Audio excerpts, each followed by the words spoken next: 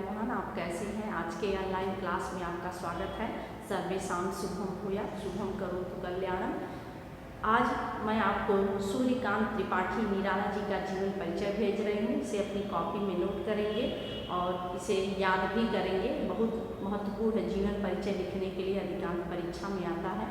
तो प्रकृति के यह फक्कड़ और व्यवहार के अक्खड़, मुक्त छंद के प्रवर्तक तथा छायावाद के चार आधार स्तंभ में अपना प्रमुख स्थान रखने वाले सूर्यकांत त्रिपाठी निराला जी का जन्म, इनका जन्म सन 1897 ईस्वी में पश्चिम बंगाल के मेदिनीपुर गांव में हुआ था।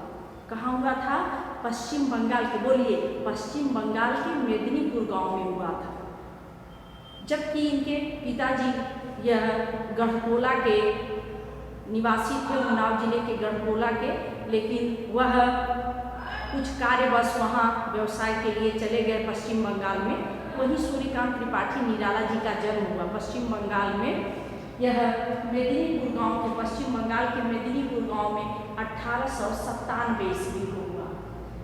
बाल्यकाल का नाम सूर्य कुमार था और पिता का नाम श्री राम सहाय त्रिपाठी, पत्नी का नाम मनोहरा देवी और पुत्री का नाम सुश्री सरोज। रचनाएं अपरा,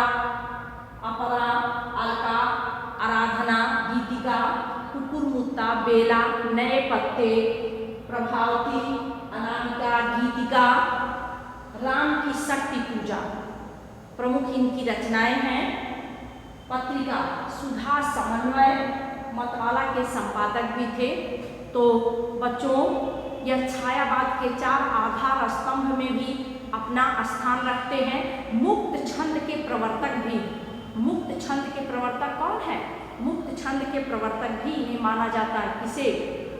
सूर्यकांत त्रिपाठी निराला जी को। और छायावाद, इसको लघुत्रयी भी कहा जाता है। तो लघुत्रयी में प्रसाद, पंत, निराला, महादेवी वर्मा, ये चार लोग आते हैं। प्रसाद मतलब जयशंकर प्रसाद, सूर्यकांत त्रिपाठी निराला, सुमित्रानंदन पंत, महादेवी वर्मा। यह बहुत ही इनकी पत्रिका यह पत्रिका का जो संपादन पत्र और पत्रिका का ये सुधा मतवाला और महिषासुर में इनका इस तरह से इनकी शिक्षा दीक्षा महिषासुर में हुई थी। महिषासुर के प्रारंभिक विद्यालय में इनकी शिक्षा दीक्षा हुई थी। तो बच्चों, जैसे नाम है निराला, वैसे इनका स्वभाव भी बहुत निराला था। अगर कोई मान लीजिए अपना वेश ही बनवाए, कपड़ा बनवाए हैं, अगर कोई मांग दिया तो उसको दे देते थे। यह अध्यापक पेशे से थे और आते आते तनख्वाह आते आते बहुत कर्ज हो जाता था, लेकिन बड़े ही ऐसे विचारधारा के थे। प्रकृति से समझिए कि सबको वसुधैव कुटुंबकम की भावना, सबको अपना परिवार मानने वाले। पत्नी की दवा नहीं करा पाते हैं, मृत्यु हो जाती है और यह 1935 में पुत्री भी इनका साथ छोड़ देती है। जिस उम्र में पुत्री का हाथ पीला करना चाहिए, उस उम्र में पुत्री की मृत्यु हो जाती है। सोचिए, बहुत दुख। एक पुत्र था और एक पुत्री। सरोज भी अपनी माँ की तरह बहुत सुंदर थी। इनकी पत्नी का संगीत में और साहित्य में बड़ा मन लगता था। बहुत पढ़ी लिखी नहीं थी, लेकिन साहित्य संगीत में उनकी भी रुचि रहती थी। बड़ी सुंदर थी, बड़ी मधुर व्यवहार की थी। उनकी मृत्यु के बाद वही अपनी पत्नी की दवा नहीं करा पाते हैं। पुत्री के साथ भी वही समस्या होती है। सोचिए उनका कितने कंठ से हृदय के अपने भावों को इन्होंने सरोज स्मृति में लिखा। अपनी पुत्री की याद में लिखी गई कविता है।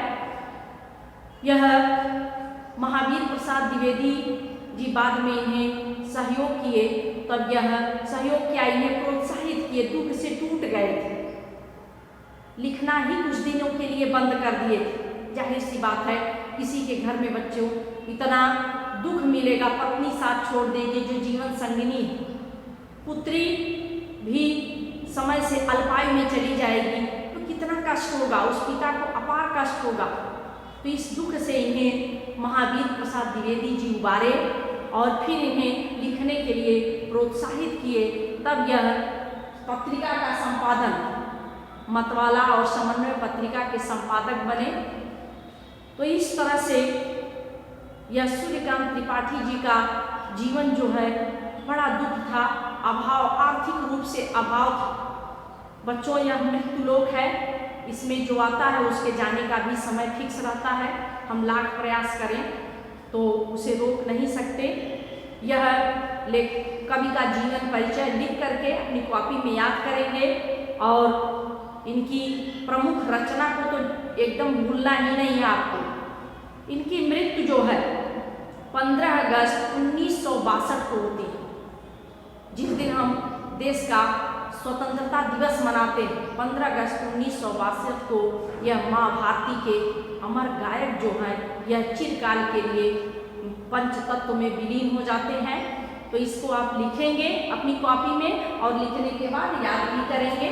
धन्यवाद। आज के लिए बस इतना ही, शेष अगले दिन अगले वीडियो में।